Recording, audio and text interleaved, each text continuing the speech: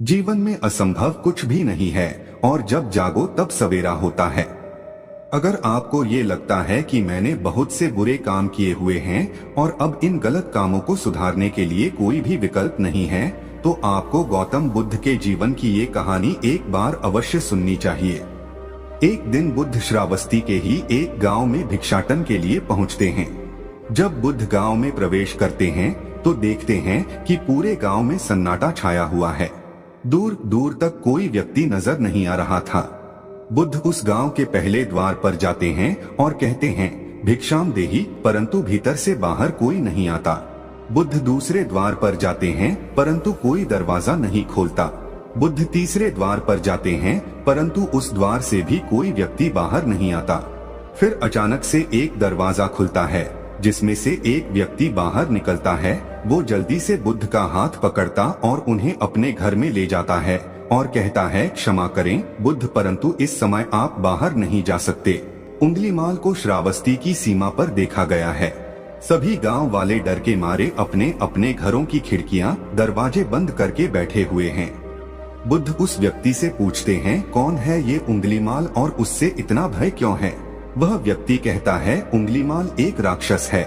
उसे जो भी मनुष्य मिलता है, बच्चा, वृद्ध, स्त्री या पुरुष, यहाँ तक कि सन्यासी भी, वो किसी को भी नहीं छोड़ता। महाराज प्रसन्नजीत के सैनिक भी उससे डरते हैं। बुद्ध उस व्यक्ति से पूछते हैं, क्या वो ये सब धन के लालच में करता है?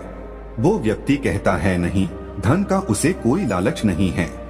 वो जब भी किसी मनुष्य पर वार करता है तो उसकी उंगली काटकर अपने गले की माला बनाता है, इसलिए उसका नाम उंगली माल पड़ गया है। और यह भी सुना है कि जब उसके गले की माला में 100 उंगलियां पूरी हो जाएंगी तो उसकी विनाशक शक्तियां और भी ज्यादा बढ़ जाएंगी। बुद्ध कहते हैं, आभार आपका, जो आपने मुझे उसके बारे में बताया। फिर वो व्यक्ति बुद्ध से कहता है कि कृपा कर आप बाहर न जाइए, क्योंकि वो आप पर भी वार कर सकता है। बुद्ध कहते हैं, भय से अपनी राह छोड़ दो, ऐसा मैंने कभी नहीं किया। मुझे भिक्षा मांगता देख जन जन के हृदय में उंगलीमाल का भय कम होगा। फिर वो व्यक्ति कहता है, नहीं बुद्ध, आप मत जाइए, वो बहुत ही ज्यादा खतरनाक है। बुद्ध कहते हैं, वो खतरनाक नहीं बल्कि दुखी है और मुझे उसके पास जाना होगा क्योंकि उसे मेरी आवश्यकता है। इतना कहकर बुद्ध उस व्यक्ति के पास से चले जाते हैं। कुछ दूर चलने के बाद बुद्ध वन में प्रवेश करते हैं। वन में चारों ओर एक सन्नाटा छाया होता है। दूर दूर तक ना तो कोई मनुष्य और ना ही कोई पशु पक्षी दिख रहा होता है, परंतु बुद्ध अपने मार्ग में आगे बढ़ते रहते हैं। अचानक बुद्ध के सामने उंगलीमाल आकर खड़ा हो जाता है। उसका रूप इतना डरावना होता है कि कोई भी व्यक्ति उसे देखकर ही भयभीत हो जाए। उसके गले में उंगलियों की माला होती है। चेहरा और हाथ रक्त से सने होते हैं और शरीर बलशाली होता है। उसका रूप इतना भयानक होता है कि किसी भी साधारण व्यक्ति के प्राण तो उसे देखते ही निकल जाएं, परंतु बुद्ध पर उंगलीमाल के इस डरावने रूप का कोई भी असर नहीं होता। बुद्ध कुछ क्षण तक एक शांत मुस्कुराहट के साथ उंगलीमाल की तरफ देखते हैं और फिर उसकी बगल से निकलकर अपने मार्ग में आगे बढ़ जाते हैं। बुद्ध को ऐसा करते देख उंगलीमाल को ये समझ नहीं आता कि उसके साथ ये हो क्या रहा है। वह मन ही मन सोचता है कि मुझे देखकर लोग या तो भाग जाते हैं या मुझे देखकर ही मर जाते हैं या फिर मुझसे अपने प्राणों की भीख मांगने लगते हैं। मैंने कई सन्यासियों को भी मारा है, परंतु मैंने आज तक कोई ऐसा व्यक्ति नहीं देखा जो मुझे नजरअंदाज करके अपने मार्ग में आगे बढ़ जाए। या तो इसने मुझ पर ध्यान नहीं दिया होगा या फिर हो सकता है कि यह देख ही ना सकता हो, परंतु मुझे इससे क्या, मुझे तो अपनी उंगलियों की माला पूरी करनी है। उंगलीमाल बुद्ध को आवाज लगाता है, ए साधु रुक। फिर भी बुद्ध उंगलीमाल को नजरअंदाज करते हैं और अपने मार्ग में आगे बढ़ते रहते हैं। उंगलीमाल और ज्यादा क्रोध में भरकर बुद्ध को आवाज लगाता है, ए साधु रुक। फिर भी बुद्ध उंगलीमाल को फिर से नजरअंदाज करते हैं और अपने मार्ग में आगे बढ़ते हैं। उंगलीमाल तीसरी बार बहुत ही ज्यादा क्रोध में भरकर आवाज लगाता है, ए साधु रुक। फिर बुद्ध रुकते हैं। उंगलीमाल बुद्ध के पास जाता है और कहता है, मेरे आदेश देने के बाद भी तू रुका क्यों नहीं? बुद्ध कहते हैं, मैं तो बहुत पहले ही रुक चुका हूँ, तुम ही चलते जा रहे हो। उंगलीमाल ये समझ ही नहीं पाता कि बुद्ध क्या कह रहे हैं। परंतु वो इतना जरूर समझ जाता है कि सामने खड़ा व्यक्ति उससे थोड़ा भी नहीं डर रहा है। उंगलीमाल बुद्ध को डराने के लिए चिल्लाकर पूछता है, ए साधु, तुझे मुझसे भय नहीं लग रहा है क्या? मैं आदि मानव हूँ। बुद्ध कहते हैं, नहीं, तुम मानव हो। बुद्ध की यह बात उंगलीमाल के हृदय पर लगती है। पहली बार उसे किसी ने मानव कहा था, परंतु वो इस बात को नजरअंदाज करने का प्रयास करता है और बुद्ध से पूछता है, ए साधु, तूने ये क्यों कहा कि तू कब का रुक चुका है, जबकि तू तो चल रहा था, और तूने ये क्यों कहा कि मैं नहीं रुका? बुद्ध कहते हैं, मैं बहुत पहले ही रुक चुका हूँ, यानी मैंने ऐसे सारे बुरे कृत्य करना पहले ही छोड़ दिया है जिससे किसी भी व्यक्ति को कष्ट पहुँच सकते हैं। सब जीना चाहते हैं, बस तुम उन्हें करुणा से देखने का प्रयास करो। बुद्ध के ये शब्द दोबारा से उंगलीमाल के हृदय पर चोट करते हैं, परंतु वह दोबारा से बुद्ध की बातों को नजरअंदाज करने का प्रयास करता है और इस बार वह और क्रोध में भरकर बुद्ध की गर्दन पर अपनी कटारी रख देता है, जिससे वो लोगों की हत्या किया करता था, और बुद्ध से चिल्लाकर कहता है, नहीं, मानव में ना तो प्रेम है और ना ही करुणा है, सिर्फ छल और कपट है, इसलिए मैं सबकी हत्या करूंगा और किसी को जीवित नहीं छोड़ूंगा। बुद्ध कहते हैं, तुम्हें लोगों ने बहुत दुख दिया है उंगलीमाल, क्रूरता मनुष्य अज्ञान के कारण ही करता है। ईर्ष्या, द्वेष, मोह, माया, ये सभी अज्ञान की ही संतानें हैं, परंतु वो व्यक्ति ही है जिसमें दया, करुणा, सद्भाव और समझ का उदय भी होता है। उंगलीमाल, यदि इस जीवन में क्रूर और निष्ठुर लोग हैं तो दयावान भी हैं। बस तुम्हें अपनी आंखों से इस अंधेपन की इस पट्टी को हटाना होगा जो तुम्हें केवल बुराई ही दिखा रही है। तीसरी बार बुद्ध के शब्दों को सुन उंगलीमाल का खुद पर से संयम हट जाता है। उसे समझ नहीं आता कि पहली बार उसे अपना आपा इतना कमजोर क्यों महसूस हो रहा है। वह कोशिश तो करता है क्रोध करने की, परंतु कर नहीं पाता। वो बड़ी हिम्मत जुटाकर क्रोधित होने का नाटक करके बुद्ध से कहता है, तुम और व्यक्तियों जैसे नहीं हो। बुद्ध कहते हैं, मैं हर व्यक्ति जैसा ही हूँ, बस जागृत हूँ और यह सिद्ध कर रहा हूँ कि हर व्यक्ति में जागने की क्षमता है। मेरा मार्ग क्रूरता को दया में परिवर्तित करता है। उंगलीमाल, तुम अनजाने में घृणा के पथ पर हो, बस इस क्षण रुक जाओ। तुम्हारे भीतर भी ये क्षमता है कि तुम दया और करुणा के पथ पर चल सको। इतना सुनते ही उंगलीमाल के हाथ से कटारी जमीन पर गिर जाती है और उसकी आंखों से आंसू बहने लगते हैं। भला कोई कब तक बुद्ध को अनदेखा करेगा? उंगलीमाल रोते हुए बुद्ध से पूछता है, क्या आप वही हैं जिन्हें लोग बुद्ध कहते हैं, जो लोगों को मुक्ति के मार्ग पर चलना सिखाते हैं? फिर बुद्ध कहते हैं कि हाँ, मैं वही हूँ और तुम्हें भी मुक्ति के मार्ग पर ले जाना चाहता हूँ। फिर उंगलीमाल कहता है, परंतु मैं अब बहुत दूर निकल गया हूँ। मैंने बहुत हत्याएं करी हैं और बहुत पाप करे हैं। मैं अब चाहकर भी वापस नहीं लौट सकता और मेरा वापस लौटना अब असंभव है। बुद्ध कहते हैं, असंभव कुछ भी नहीं, जब जागो तभी सवेरा। उंगलीमाल कहता है, मैं अब पुनः जीवन की ओर नहीं मोड़ सकता, बहुत देर हो चुकी है। बुद्ध कहते हैं, तुम में इतनी चेतना है कि तुम जानते हो कि जो तुमने अब तक किया वह बुरा था। इसका अर्थ यह है कि तुम जानते हो कि क्या अच्छा है और क्या बुरा है। उंगलीमाल, जिस दिन से तुमने अच्छा कार्य करना शुरू कर दिया, उस दिन से तुम्हारा एक नया जीवन शुरू हो जाएगा। फिर उंगलीमाल कहता है, मैं कितने भी अच्छे कार्य क्यों न कर लूं, परंतु लोग मुझे उसी दृष्टि से देखेंगे और मुझे चैन से जीने नहीं देंगे। बुद्ध कहते हैं, उंगलीमाल, यदि तुमने हिंसा का मार्ग छोड़ा तो मैं तुम्हें मार्ग दिखाऊंगा और तुम्हारा संरक्षण करूंगा और तुम्हें लोगों की घृणा से बचाऊंगा। बस पहला कदम तुम्हें ही उठाना होगा। उंगलीमाल पूछता है, क्या ये हो सकता है? बुद्ध कहते हैं, अवश्य हो सकता है।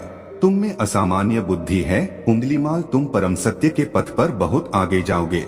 उंगलीमाल रोते हुए बुद्ध के चरणों में गिर पड़ता है और कहता है, मैं आपको वचन देता हूँ कि मैं सारे बुरे कृत्य करना छोड़ दूंगा और आपके पीछे करुणा के पथ पर चलना सीखूंगा। कृपा कर आप मुझे अपना शिष्य बना लीजिए। बुद्ध कहते हैं, मैं किसी को अपना शिष्य नहीं बनाता, बल्कि व्यक्ति स्वयं मेरे संग से जुड़ता है। उंगलीमाल उसी समय बुद्ध का भिक्षु बन जाता है। बुद्ध का भिक्षु बनने के बाद उसका नाम अहिंसक पड़ जाता है। फिर बुद्ध ने जैसा उसका नाम रखा था और वो ठीक वैसा ही वह बन चुका था।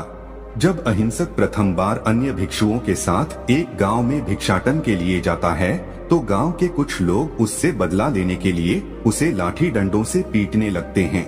जब ये बात बुद्ध को पता चलती है तो वे तुरंत उसे बचाने के लिए उसके पास पहुंचते हैं और अपने शरीर को उन लाठी डंडों के बीच में ले आते हैं जो अहिंसक को पड़ रहे थे।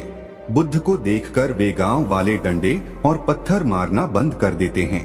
सभी लोग बुद्ध से कहते हैं, बुद्ध क्यों आप इस हत्यारे उंगलीमाल की रक्षा कर रहे हैं? न जाने कितने लोगों की जानें ली हुई है इसने। बुद्ध कहते हैं, अब यह उंगलीमाल नहीं है बल्कि इसका नाम अब अहिंसक है। अब यह आपकी ही तरह एक मानव है। वे गांव वाले कहते हैं, ऐसा आदमी कभी नहीं बदल सकता। बुद्ध कहते हैं, यह बदल चुका है, बस आप सब लोग इसे अपनी पुरानी दृष्टि से देख रहे हैं। यदि यह उंगलीमाल होता तो क्या आप में से किसी में भी इतना साहस या बल होता कि कोई इसे एक उंगली भी लगा सके? ये आपका हर वार खाता रहा और क्या इसने आप पर कभी पलटकर वार किया? नहीं ना। क्या ये परिवर्तन आपको नहीं दिखा? आज इसने अपना लहू बहा से अपने सारे बुरे कृत्य धो डाले हैं। आप लोगों के द्वारा इतनी मार खाने के बाद भी इसकी आंखों में आपके लिए क्रोध नहीं है।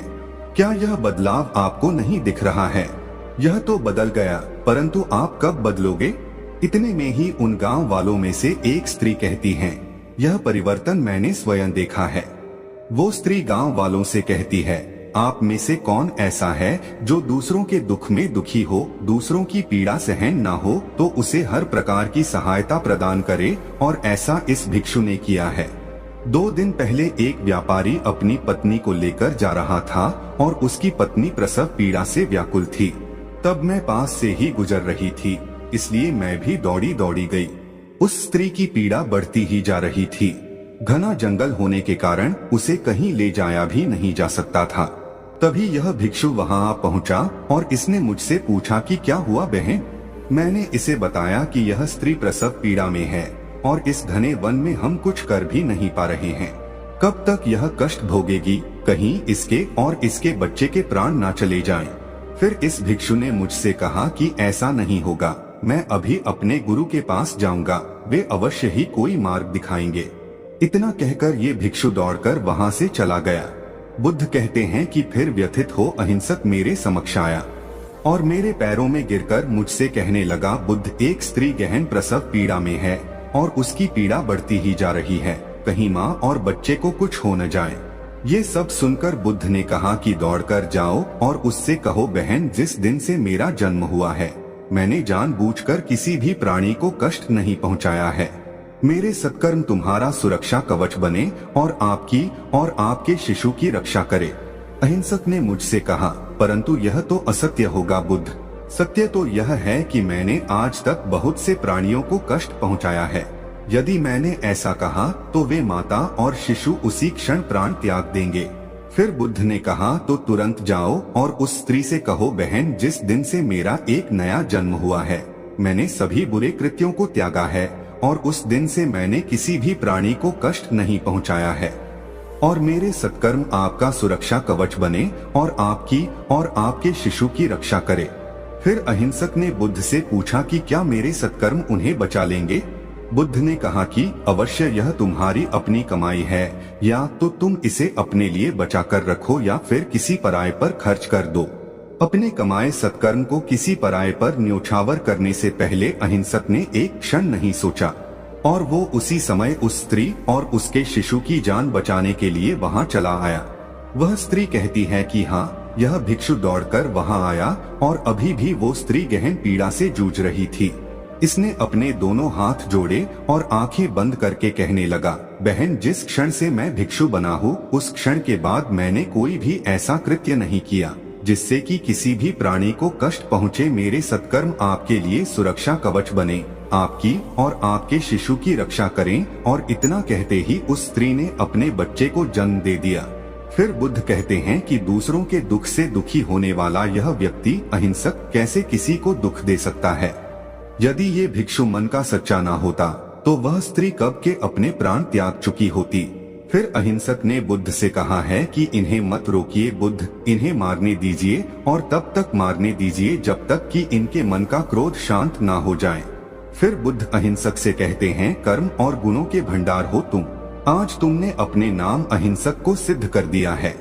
बुद्ध और उस स्त्री की बात सुन वे सभी गांव वाले कहते हैं, आप सही कह रहे हैं बुद्ध, अहिंसक बदल चुका है और हमसे ही देखने में भूल हो गई थी। इस कहानी से हमें यह सीखने को मिलता है कि लोग सोचते हैं कि उन्होंने बहुत सारे गलत काम किए हुए हैं, अब इन गलत कामों को सुधारने के लिए कोई भी विकल्प नहीं है। इस पर गौतम बुद्ध कहते हैं कि चाहे आपने अब तक कितने भी बुरे काम क्यों न किए हुए होंगे, लेकिन अगर आप एक विचार को अपने मन में लाते हैं कि अब मुझे कुछ सही करना है, तो वही विचार आपके रूपांतरण का कारण बन सकता है। पर सबसे जरूरी बात यह है कि क्या आप पहला कदम उठाने के लिए तैयार है। यह कहानी आपको कैसी लगी नीचे कमेंट बॉक्स में कमेंट करके जरूर बताएं।